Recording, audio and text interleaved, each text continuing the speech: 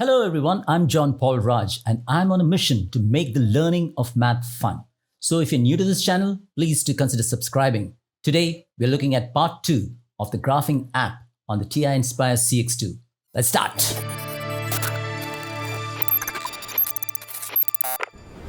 If you haven't already seen part 1 of the graphing app video, the link to that video is somewhere up there. Today we're looking at part 2, so I'm just going to go straight to the graphing page, adding a graph page, and it's going to give me the function entry. What we are going to do is that we're just going to enter some random function, x cubed minus 3 times x squared. All right. And when I hit enter, it should give me the graph. And I'm just going to place this label somewhere here. So we are going to, I'm just using the software. So these cool features of pulling and dragging probably is not so easy with the handheld. If you're using the software, you can just, instead of the zoom settings that we saw yesterday, we can just, drag the screen and in such a way that it's easy for us to see and explore, okay?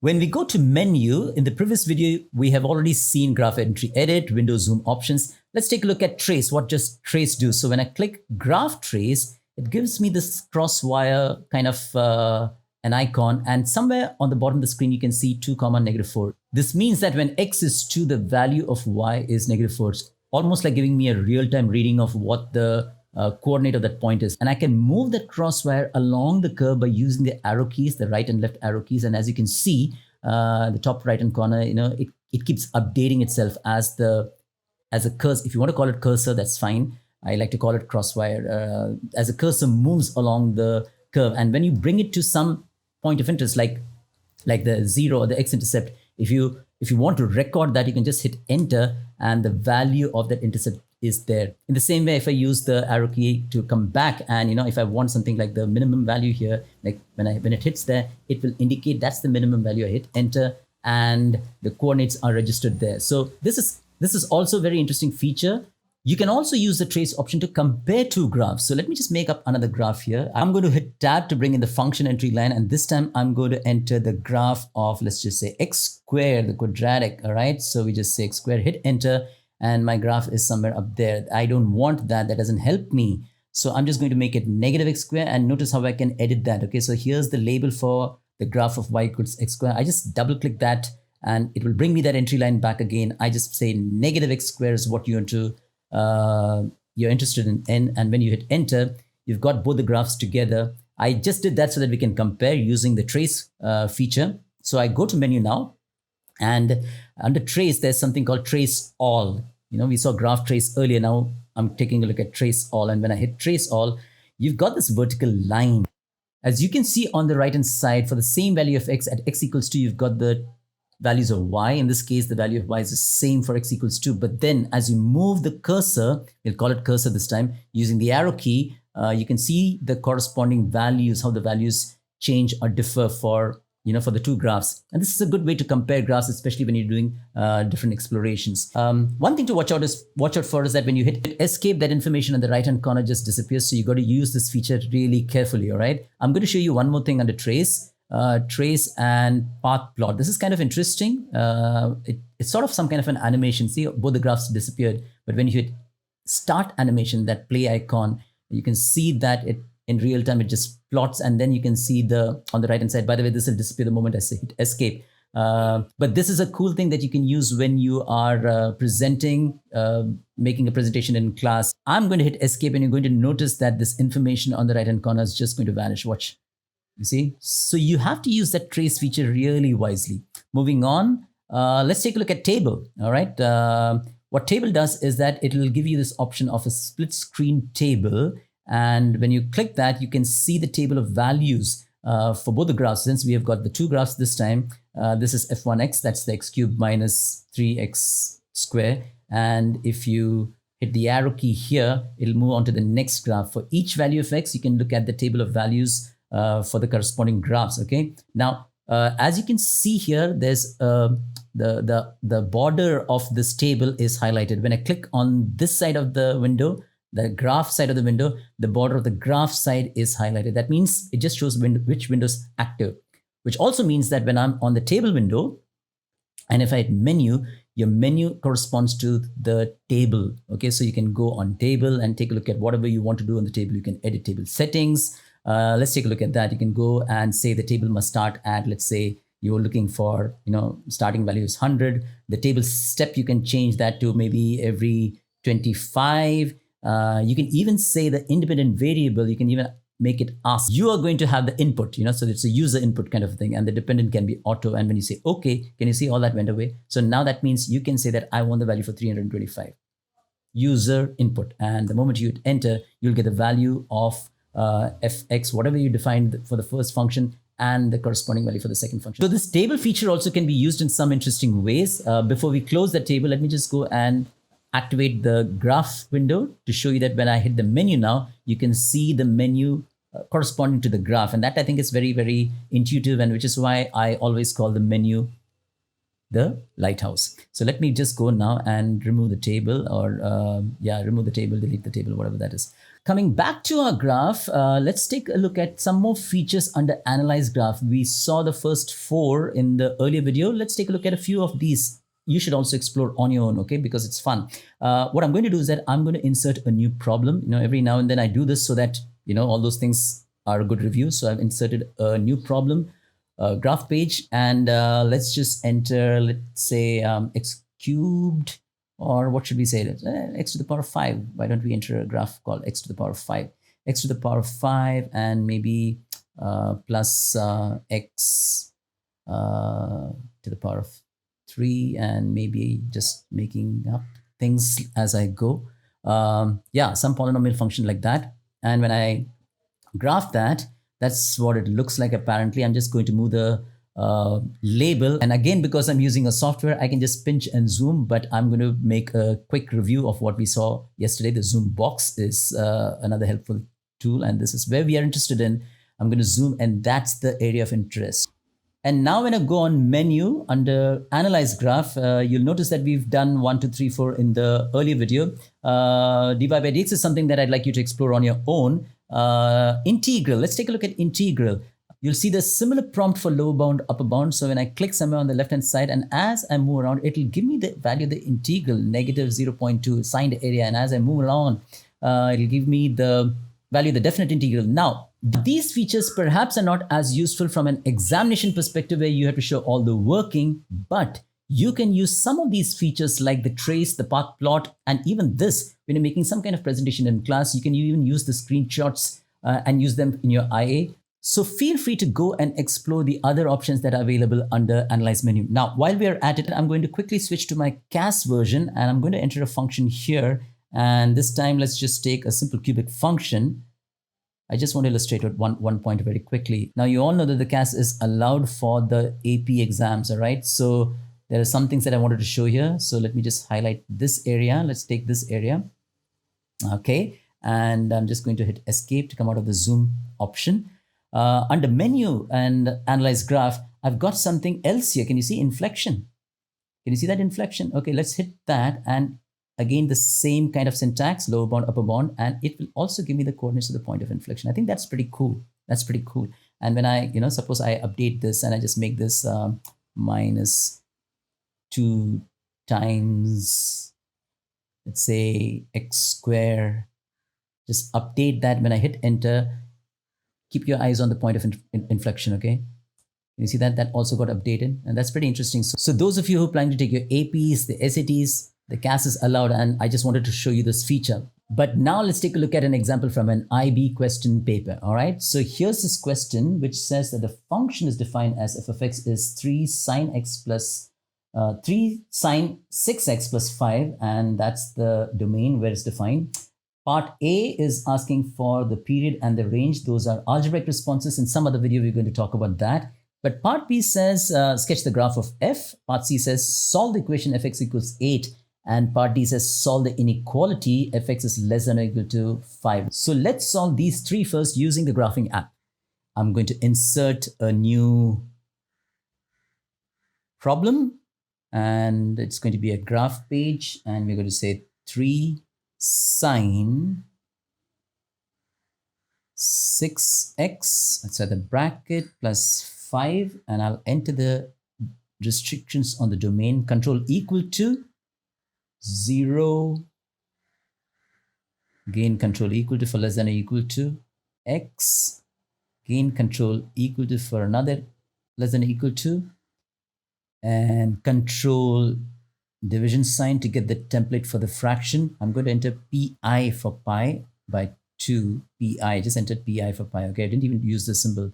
When I say enter, it will graph, it'll give me the graph. And if you look at this label, it did recognize pi as pi by 2. Now I'm just going to make this, I wanted it 8, I think, fx equals. So I'm just going to make this 10 and see what the graph is like. Okay, this one, let's make it -5 perhaps, and that's 10 is good. And this one, let's make it 5, and here let's make it -1.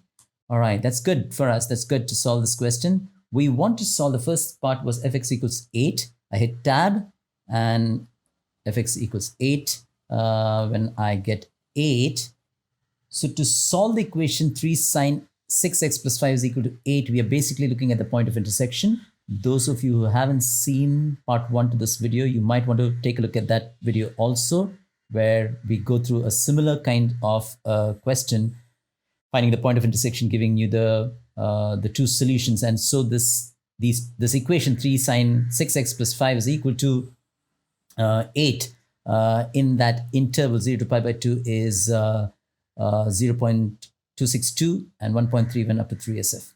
Okay. The second part was to solve the inequality fx is less than or equal to 5. So we go ahead and hit tab to get fx equals 5. That gives me the line in black. All right. So that's y equal to 5. And we want to find out when is this function, basically, when is this function below the line x equals y equals 5. All right. So that would mean when is 3 sine 6x plus 5 is less than or equal to this 5. Okay. So again, we can find the point of intersection of these two graphs now. Geometry, points and lines, intersection points. And then we choose the blue graph and the black graph. And there, when we find the points of intersection, as you can see, there are several here. Okay, so that's 0, 5. The next one, 1.05. I think I just moved 1 point. This one should have been the second point here. This one should have been the second. And then I have 1.05 as the third one. So let me move the fourth point of intersection a little far. Be careful how you're using these points of intersection. Okay. So one way to look at the inequality 3 sine 6x plus 5 is less than or equal to 5 is to say when is that blue graph below the line. You know, so between those 2 points of intersection, between 0.524 and x is equal to 1.05. So for values of x greater than 0.524 and less than 1.05, the graph of 3 sine 6x plus 5 is going to be less than or equal to 5. Okay, let's take a look at part E.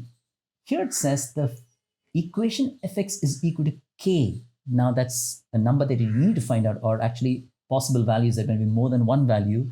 Fx equals k has exactly 2 solutions. Now how do we do that? Using our graphing app. Let's find out. So we go to our graphing app again, and this time when I hit tab, I'm just going to type in k. Watch.